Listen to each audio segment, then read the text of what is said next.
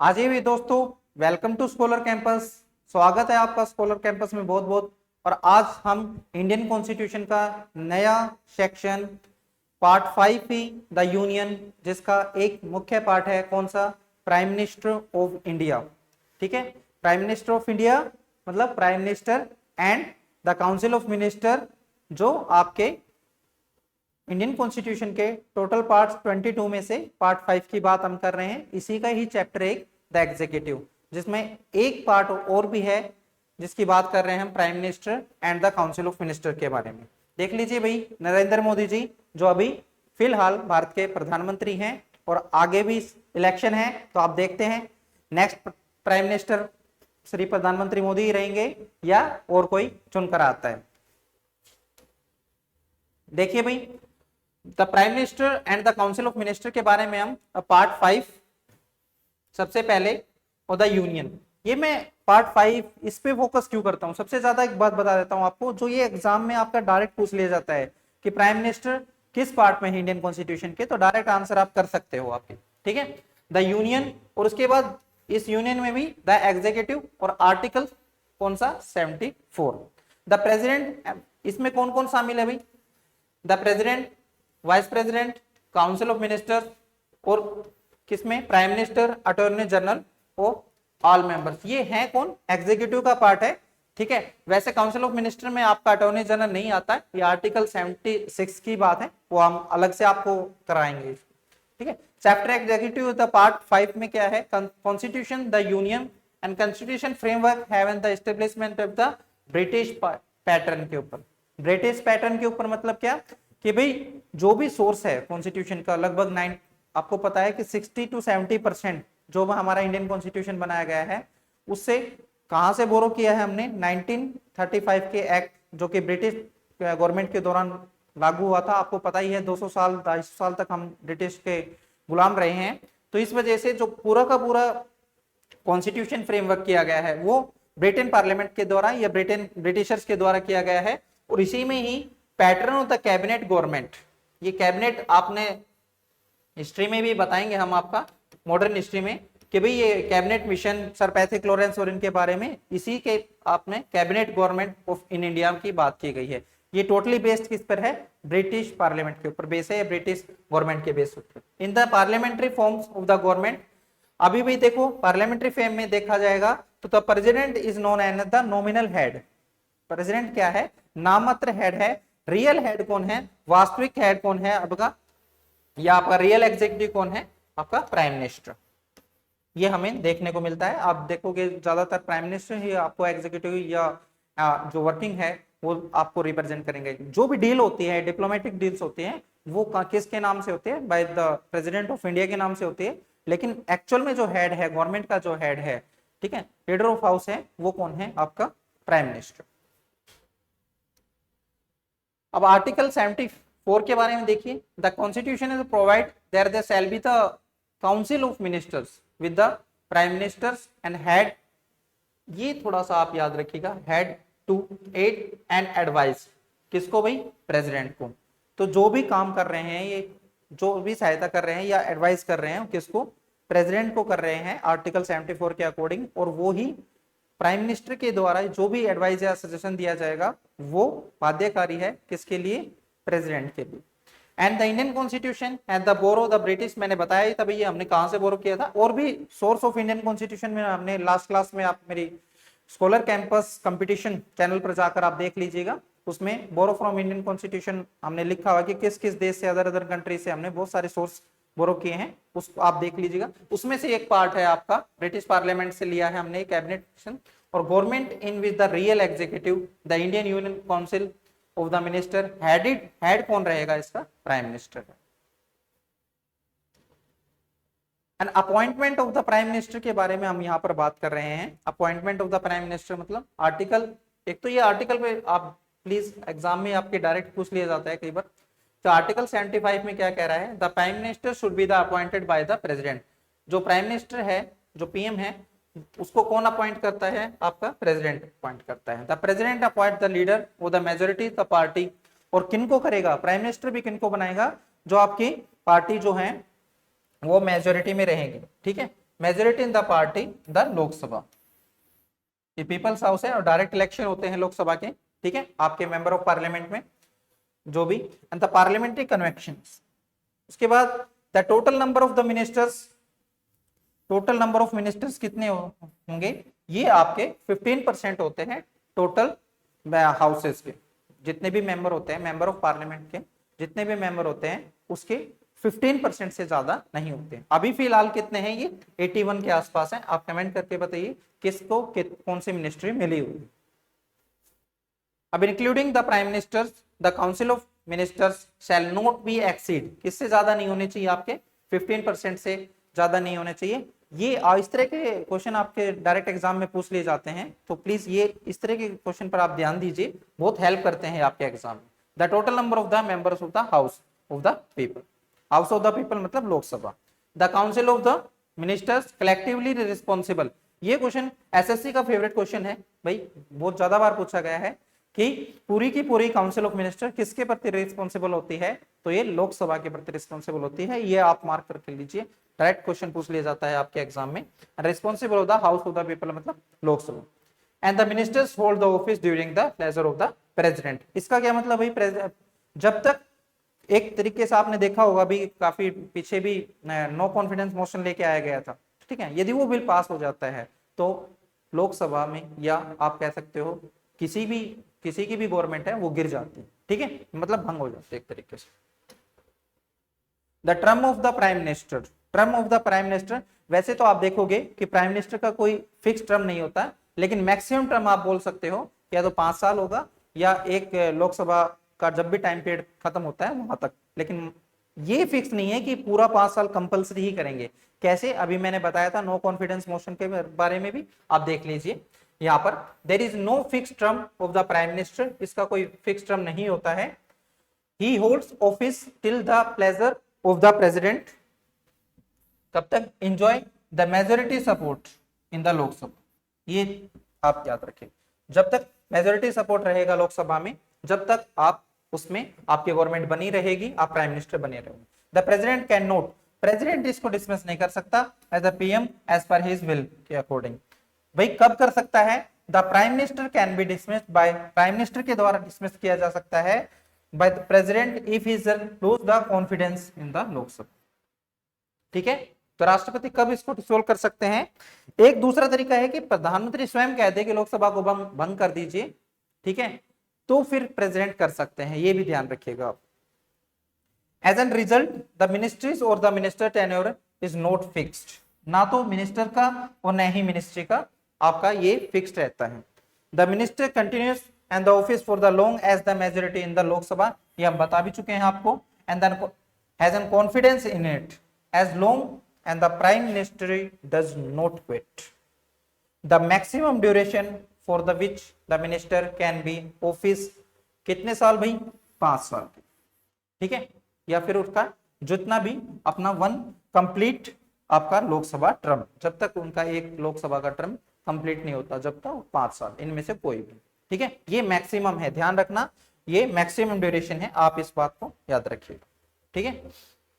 अब देखिए भाई नेक्स्ट में the prime ministers post eligibility, भाई एलिजिबल कौन होंगे, प्राइम मिनिस्टर कौन बन सकता है आपका, तो ये देखिए, आप must be the citizen of India, पहली बात तो क्या, भारत के सिटीजन होने चाहिए, ठीक है। दूसरा must be the member of the either, member किसी भी हाउस के हो सकते हैं, वो आपके राज्यसभा के भी हो सकते हैं और आपके लोकसभा के भी हो सकते हैं। आप मुझे कमेंट करके बताइए कि अभी तक हमारे भारत में जो भी प्रधानमंत्री बने हैं वो राज्यसभा से कौन कौन है, ठीक है, और लोकसभा से तो ज्यादा हो जाएगा, राज्यसभा से बताइएगा, ठीक है। He must be the member of the either, और लोकसभा या Rajya Sabha, and the time of the taking of member of the either bodies with in the 6 month, तो 6 महीने में कम से कम ये कंपलसरी है कि आप किसी भी हाउस के मेंबर हो, लेकिन आपको 6 महीने के अंदर लोकसभा या राज्यसभा का एक मेंबरशिप लेना जरूरी है। एंड ये मस्ट बी द ईयर्स, यदि आप किसके राज्यसभा के मेंबर हैं तो आपकी मिनिमम जो एज होनी चाहिए वो कितनी होनी चाहिए, 30 ईयर्स, और यदि आप किसके लोकसभा के मेंबर हैं तो आपकी एज कितनी होनी चाहिए, आपकी 25 ईयर्स। और भाई आप एज से, यदि आप इस तरह से एज याद कर सकते हो, किसी की भी एज याद करना जिसकी भी एज मिनिमम दी हुई है उसकी मैक्सिमम कहीं नहीं मिलेगी आपको। जैसे मिनिमम एज यहाँ पर 30 ईयर्स और 25 ईयर्स दी हुई है, तो आप ये याद रखिएगा कि कहीं पर भी ये नहीं मिलेगा कि प्रधानमंत्री की मैक्सिमम एज मिलेगी आपको, ठीक है। और जिनकी मैक्सिमम मिलेगी उनकी मिनिमम नहीं मिलेगी। जैसे अटॉर्नी जनरल है या चीफ जस्टिस ऑफ इंडिया है, उनकी जैसे 65 मिलती है, तो उनकी कहीं पर भी ये नहीं लिखा मिलता कि मिनिमम एज में इतना जज बनने के लिए इतनी मिनिमम एज होनी चाहिए। ये आपको याद करने में आसानी मिलेगी, हेल्प मिलेगी। उसके बाद देख लीजिए कैटेगरीज ऑफ मिनिस्टर। तो भाई 3-4 कैटेगरीज के मिनिस्टर होते हैं, आप देख लीजिए। सबसे पहले the council of ministers including किसको, एक तो कैबिनेट मिनिस्टर। तो कैबिनेट, तो भाई कैबिनेट का मतलब क्या है, एक मिनिस्ट्री को होल्ड करना, ठीक है। वो बहुत अलग से कैबिनेट होना जिसके ऊपर हम काम करते हैं, अलग अलग। जैसे आप देख रहे हो defence ministry, agriculture ministry, finance ministry, और उनके हेड उसके ऊपर काम करते हैं, वो कैबिनेट मिनिस्टर बोलते हैं, ठीक है। और ये लोकसभा में आप देख रहे हो कि जो बजट पास करते हैं और अलग अलग बजट जिनको अलॉट किया जाता है वो भी। तो आप सबसे पहले देखिए, they are the experience minister होते हैं, ये लगभग अपने फील्ड में, and who hold the very important portfolio like home ministry. आप बताइएगा मुझे कमेंट करके कि होम मिनिस्ट्री अभी किसके पास है, ठीक है।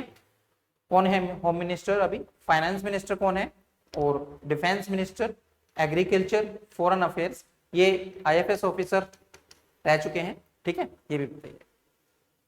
उसके बाद देखिए, there the numbers varies from time to time, but it is the generally the range between 15 to 20। लगभग ये टाइम टू टाइम चेंज होते रहते हैं, लेकिन अभी लगभग इतना मान लेते हैं कि हम 15 से लगभग 20 तक हैं, लेकिन अभी फिलहाल 21 है, ठीक है।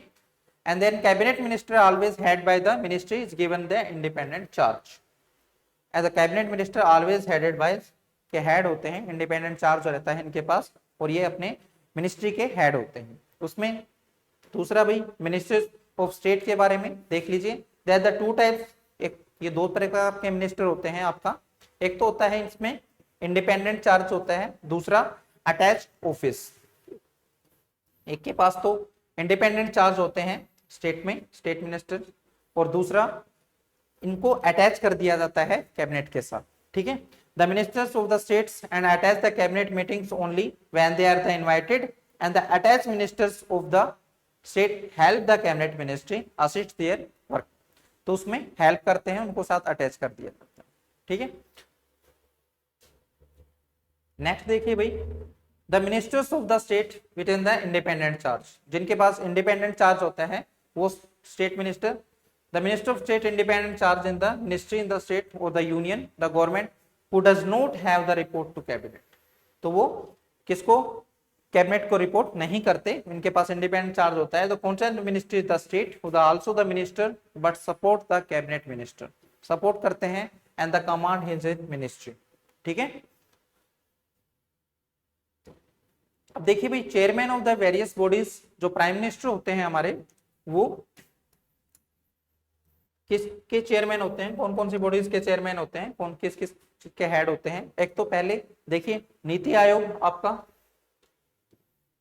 सबसे पहले NITI Aayog which in the succeed of the planning commission.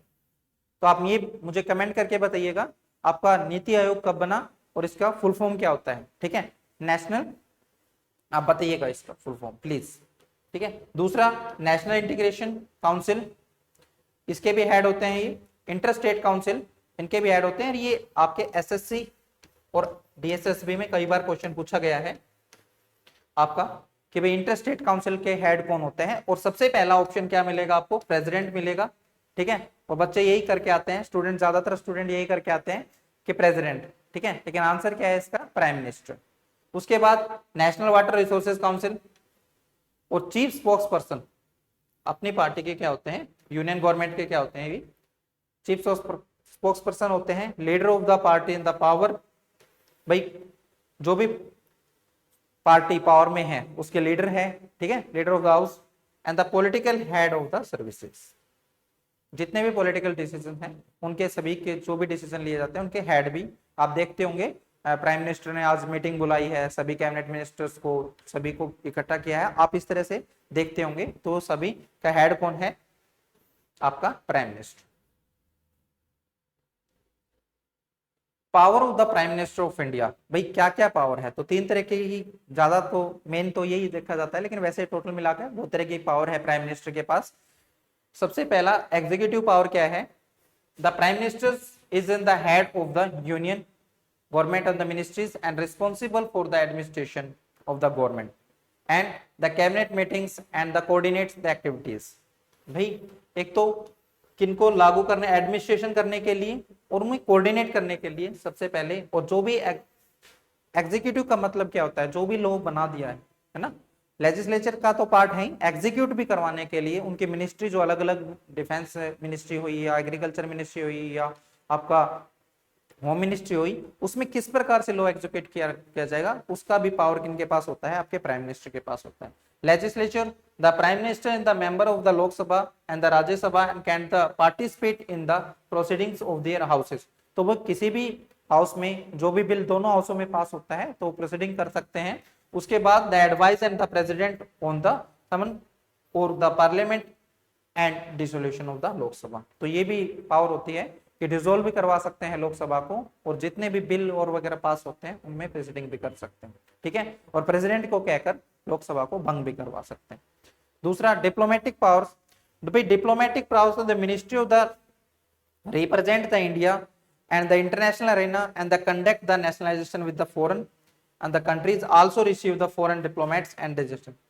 ये तो ये सारा पावर एग्जीक्यूट जो साइन वगैरह होता है वो तो ठीक है, प्राइम मिनिस्टर के निगरानी में होता है, लेकिन रिप्रेजेंट किसको करता है, वो करता है प्रेसिडेंट को, ठीक है। जो साइन होते हैं उनके नाम से होते हैं, लेकिन ज्यादातर डिप्लोमेट जितने भी साइन होते हैं, डीलिंग होते हैं इंटरनेशनली, वो प्राइम मिनिस्टर के पावर करते हैं। उसके बाद इमरजेंसी पावर देखिए, the times of the national emergency, ध्यान रखिएगा आप, नेशनल इमरजेंसी की बात है। The prime ministers advise the president, किसको एडवाइज करता है, प्रेसिडेंट को, and on the measure to the taken protect the securities of the India. किनके हाथों में होते हैं, आप देखा भी होगा, जैसे कि सर्जिकल स्ट्राइक, ठीक है, एयर स्ट्राइक अभी मोदी जी ने करवाई थी, तो ये प्रेसिडेंट, पीएम ऑफिस और हमारे जो आर्मी है या डिफेंस है, जितने भी पैरामिलिट्री स्टाफ्स हैं, उनकी निगरानी में हुआ है ये सब चीजें। तो इसमें जो मेन एक्शन लिया गया, ये इमरजेंसी पावर था एक किसका, प्राइम मिनिस्टर का, एक हिस्सा प्राइम मिनिस्टर भी थे इसका। अपॉइंटमेंट पावर्स क्या है भाई, किस किन को अपॉइंट कर सकते हैं, the council of the ministry, council of the minister जो भी शपथ लेते हैं वो एडवाइस किसके, प्राइम मिनिस्टर के द्वारा प्रेसिडेंट को दी जाती है कि भाई आप इनको अपॉइंट कीजिए, इन मिनिस्टर को अपॉइंट करते, ये भी पावर है। और the administration the post such and the governor को, उसके बाद चीफ इलेक्शन कमीशन उनके सजेशन से, and control and the auditor general of India and the attorney general of India. ये सारे के सारे किन अपॉइंट करने की पावर किन के पास है, आपका प्राइम मिनिस्टर के पास है। उसके बाद फाइनेंशियल पावर देखिए, the prime ministers and the responsible for the overall the economic and the financial management, economic and financial management the country. Economic and financial मतलब जो भी आपका जीडीपी है किस प्रकार से ग्रो कर रहा है, कितना डाउन चला गया, कितना अपर है, किस प्रकार से फाइनेंशियल इंक्लूजन प्रोसेस हो या money flow in the market किस प्रकार से हो, वो उसकी रिस्पॉन्सिबिलिटीज किसकी होती है, प्राइम मिनिस्टर की होती है। आप बताइए कमेंट करके, क्या हमारी इकोनॉमी बूस्ट हो रही है, क्या अनएम्प्लॉयमेंट बढ़ रही है या घट रही है, कमेंट करके प्लीज बताइए, ठीक है। और जो एनुअल बजट है आपका, ठीक है, पार्लियामेंट में, ये देखते हैं प्राइम मिनिस्टर कि किस प्रकार से पेश हो रहा है। एनुअल फाइनेंशियल बजट या एनुअल फाइनेंशियल स्टेटमेंट कॉन्स्टिट्यूशन के कौन से आर्टिकल में है, ये आप प्लीज कमेंट करके बता दीजिए, नहीं तो मैं बता देता हूँ आर्टिकल, ये आपका 112 में एनुअल फाइनेंशियल बजट, ठीक है, स्टेटमेंट। हाँ, आप ये कमेंट करके बता दीजिए कि आपका बजट है वो लोकसभा में कब पेश किया जाता है। उसके बाद देखो आर्टिकल रिवीजन देख लीजिए, आर्टिकल 74, उसके बाद 75, ये आपका अटॉर्नी जनरल, ये अलग है आपका, ठीक है। आर्टिकल 77 क्या कहता है, आर्टिकल 78 सबसे पहला 71 हमने बताया था, advice and the minister and aid and advice to the president. उसके बाद second other provision the ministers attorney general of India, ये एग्जाम में काफी बार पूछा जाता है आपका। उसके बाद conduct the business of the government, the all executive action, जितने भी executive government of India shall be express taken in the name of the president, president के नाम से सारे के सारे एक्शन टेक किए जाते हैं। और duties and the prime minister in the respect of the formation of the president. ठीक है, ये सारे के सारे आर्टिकल आपके एग्जाम में कई बार पूछ लिए जाते हैं, तो ये आर्टिकल ये देख लीजिए भाई। प्राइम मिनिस्टर, जितने भी प्राइम मिनिस्टर अभी तक हुए हैं उनको देख लीजिए आप। सबसे पहले तो जवाहरलाल नेहरू जी के बारे में बात करते हैं हम, इनका कार्यकाल सबसे लंबा रहा है। उसके बाद गुलजारी लाल नंदा, ठीक है, कम टाइम के लिए लेकिन ऐसे। उसके बाद सेकंड प्राइम मिनिस्टर बनते हैं आपके लाल बहादुर शास्त्री जी, ठीक है। उसके बाद फिर दोबारा से गुलजारी लाल नंदा के बाद कौन बनते हैं, इंदिरा गांधी जी, ठीक है। आप ये सभी देख लीजिए, ये आपको एक तरीके से हेल्प मिलेगी आपको एग्जाम में। और अभी फिलहाल कौन है, प्राइम मिनिस्टर नरेंद्र मोदी जी। और इनसे पहले कौन थे, जो बहुत ही बड़े इकोनॉमिस्ट भी थे आपके, डॉक्टर मनमोहन सिंह जी, ठीक है।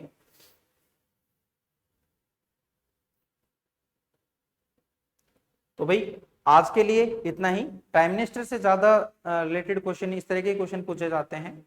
और ज्यादा हमारी जो कॉन्स्टिट्यूशन है इंडिया का, उसमें भी ज्यादा इतने आर्टिकल्स में डाला नहीं हुआ है इस प्राइम मिनिस्टर के बारे में। लेकिन ये है कि मेन पावर किन के पास रहती है, मानो जो मेन एग्जीक्यूटिव हेड होते हैं वो प्राइम मिनिस्टर होते हैं। आपको ये क्लास कैसी लगी आप मुझे बताइए कमेंट करके। और हमारे स्कॉलर कैंपस चैनल है उसको लाइक कीजिए, सब्सक्राइब कीजिए और शेयर कीजिए ज्यादा से ज्यादा, ताकि इसी तरह की इंफॉर्मेटिव वीडियो हम आपको लेके आ सकें, ताकि आपको एग्जाम में ज्यादा से ज्यादा हेल्प लग सके। और हमारी एक और जो ऑफलाइन क्लासेस होती हैं स्कॉलर कैंपस की, उसके लिए आप दिल्ली पुलिस और एसएससी का जो स्पेशल बैच है, दिल्ली पुलिस टारगेट बैच चल रहा है, आप वो भी ज्वाइन कर सकते हो। आप इन नंबरों पर कांटेक्ट कर सकते हो दिल्ली पुलिस स्पेशल बैच के लिए। थैंक यू, आप बने रहिए हमारे स्कॉलर कैंपस कंपटीशन चैनल के साथ। लाइक कीजिए, सब्सक्राइब कीजिए। जय हिंद, जय भारत।